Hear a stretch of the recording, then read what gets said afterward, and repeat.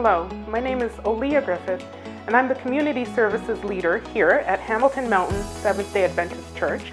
The Community Services Food Bank has been in existence for over 60 years, and we run every Wednesday from 6 p.m. to 7 p.m. We service the greater Hamilton area at large. We have a wide range of patrons that access the food bank on any given Wednesday.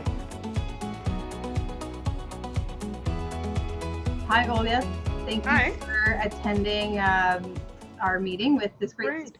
I just want to thank you for participating in this great city meeting. Mm-hmm. And I want to thank you because you technically are a frontline worker when it comes to your community service program. I never thought of it that way.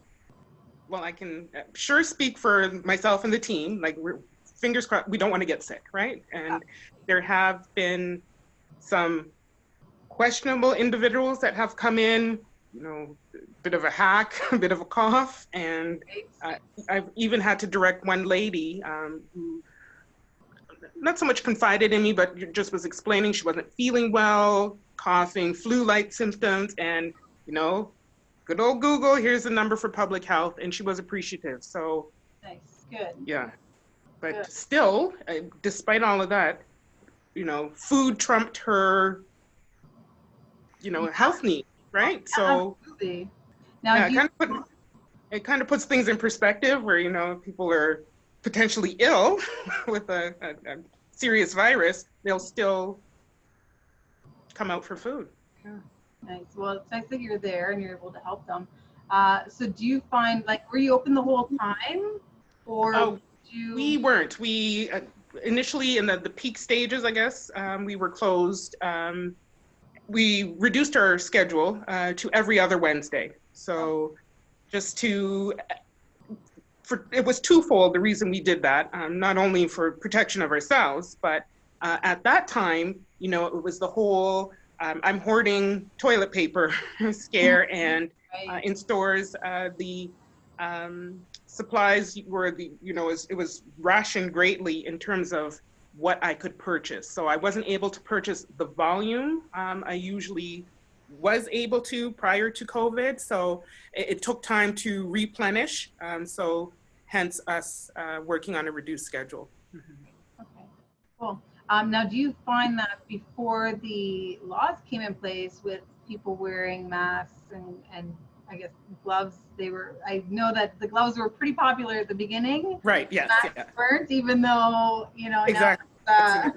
now it's mandatory across the board. So did you find a lot of people were at that time, going out of their way to protect themselves, or they just came in naturally like they used to?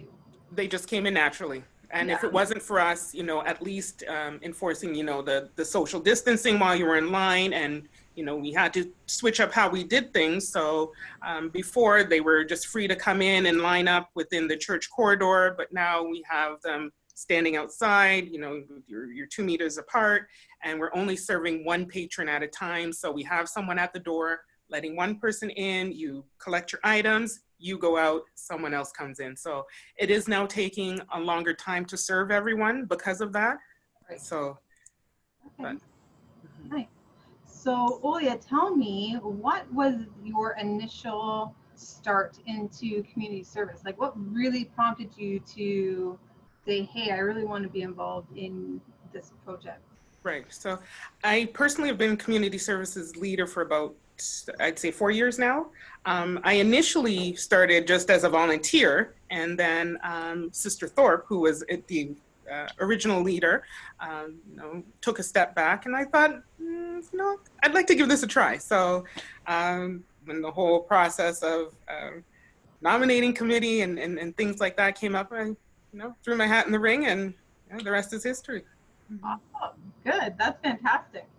Now, with 2020 coming in kind of like a year we've never seen before. Yes, to say the least. Yeah. And it doesn't look like it's going to calm down until the end of the year. Not at all. Did you find that this year there was a decrease in people coming in looking for products and food, or an increase? an increase, without a doubt, even before the pandemic. So the earlier parts of the year, so January, February, March, definitely an increase, and an increase in new patrons. So patrons that have never attended the food bank, but heard through word of mouth. They have a friend that comes, and a friend that tells a friend that tells a friend. So we've seen an increase in new people, and those new people are now becoming frequenters. So they've started in January, and we're still seeing them now. Wow. Okay. Interesting. So so still to this point, and throughout this entire year, even though COVID came and kind of shut people in for a little bit, you're still seeing that increase. Oh, without a doubt. Yeah, that's amazing. Now, what would you say to someone who may be in need of those services, whatever you could provide? Because I know you provide multiple products for people, but maybe too shy or too proud, or just not a person who's not easily able to ask for help. Well, that's a good question. And we've had, a number of people who are like that, who are, as you said, on the shyer side of things, who need the assistance but are afraid to reach out. I would say, definitely connect with us. We are a smaller food bank, so we're less intimidating than some of the bigger food banks out there. So definitely what we lack in size, we make up in a willingness to serve, and trying to make people feel comfortable when they come in. We're definitely non-judgmental. We don't go into like financial history. I know some people are, a little leery or, about that. So they're on social assistance or what have you. So we don't, really delve into that part of things. It's just basic information. It's not evasive in any type of way. If you need the help, just come in. Awesome. The hot commodities, there's about 10 or so, but definitely female items, those types of things. Peanut butter, jam, any type of canned vegetables. You'd be surprised. Tuna, canned fish, sardines, cereal is another hot commodity as well.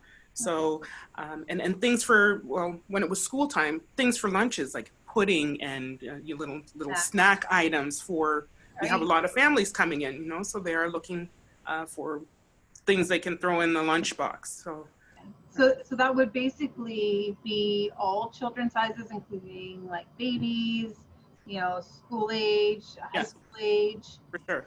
And then all the way up. Okay, awesome. Now, do you provide things like clothing or additional items in that sense as well, or no? Typically, we don't. If we have donations of clothing, yes, we do. Usually in the wintertime, we've had large donations of sweaters, outerwear, coats, hats, scarves. So if we have those items, we definitely have them. Okay, so it basically, if they were to ask and you had them, then you could provide them. Without a doubt, yes, without a doubt. Okay, awesome. So now, how would someone provide products to your community, your community program? So if it's just a total stranger who is interested in, out of the kindness of their heart, they're wanting to donate, by all means, contact the church. I don't have like a direct contact to me per se, but I am considering, just even an email address that can link someone to community services, and we can coordinate. I know some individuals in the church, led by Ivan, who are looking to get supplies in the community for from individuals in the community for community services. So there are different ways, but connecting with the church directly is what I would suggest. Okay, awesome. And now, and how would a family that needs the services that you provide, how would they sign up for being able to have those services? Or is there a sign up, just you show up and sign up, or do you have to sign up ahead of time? No, you just show up on the day of. So if you are a new patron, for example, we just ask for ID and proof of address.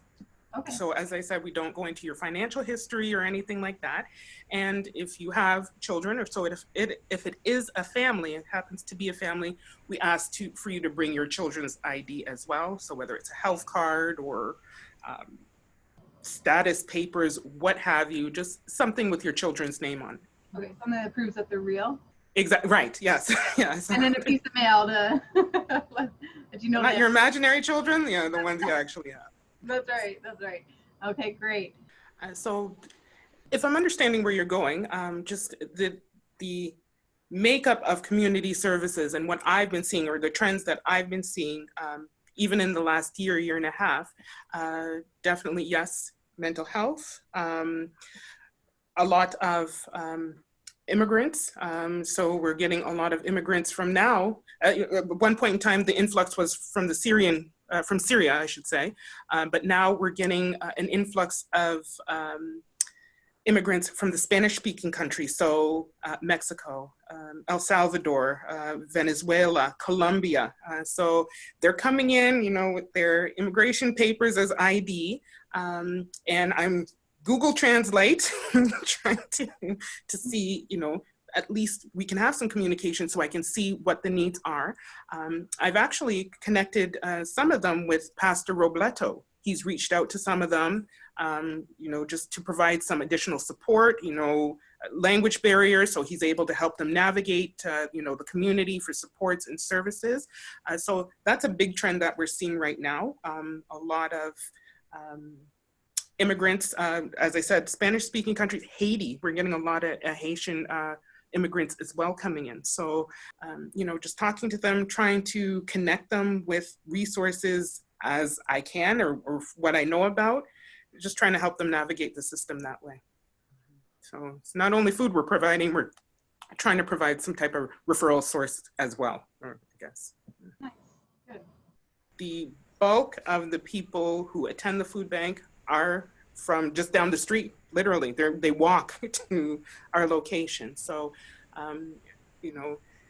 community support for this program, it's huge, it's paramount. We can't survive without it. Our church members can only do so much, but we need to look outside of our church and the church walls for help to sustain this program. Okay, so Ole, I want to thank you for joining us. And no, thank you for having me. Yeah. No problem. And we'd like to partner with Community Services. This great city would like to partner with you and just help you and support you in any way we can. So this great city has put a form on our website, so you can go to thisgreatcity.com and fill out the form for community services, and one of our reps at this great city will pick up any donations that you may have. You can also drop off donations on Wednesdays between 6 and 7. 6 right? and 7, yeah. Yeah, great. perfect. Appreciate it. Awesome, no problem. And any support we can get from the community, we'd appreciate. We all appreciate that. Yeah, the whole community services team. Yeah, we appreciate that.